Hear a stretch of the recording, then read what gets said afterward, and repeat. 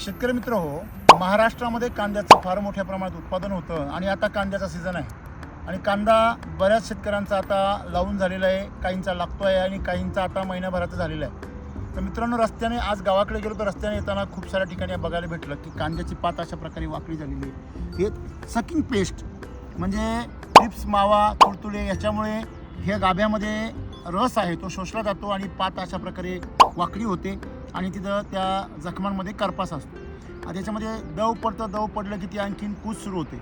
ह्या सगळ्यांचं कारण आहे कमजोरी. मित्रांनो, ही जी माती आहे अशा प्रकारे कडक झालेली आहे आणि ह्या कडक झालेल्या मातीमध्ये रसायनांचे अवशेष असून देखील शेतकरी याच्यामध्ये युरिया टाकतात, DAP टाकतात आणि त्याच्यामुळे जमीन आणखीन कडक बनते. आता ह्या सगळ्या परिस्थितीमध्ये ह्या कांद्यांना पोषण मिळण्याच्या ऐवजी त्यांची कमजोरी होते आणि कमजोरीमुळे हे रोग येतात. हे शेतकऱ्यांना कळत नाही.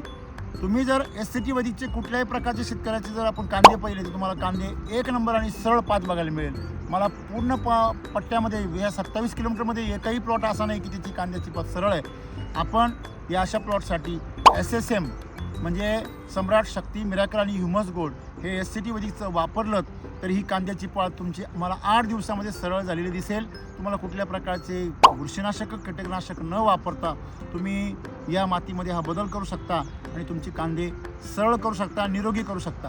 तुम्ही त्याचं रिपिटेशन पुन्हा जर केलं तर तुमचे कांदे 2 ते 3 डोसमध्ये तुमचे हार्वेस्टिंगपर्यंत तुमचे कांदे येऊ शकता. तर आपण या सगळ्या रोगराईतून आपले कांदे मुक्त करू शकता आणि चिंतामुक्त अशा प्रकारे टिकाऊ कांदे पिकू शकता. धन्यवाद.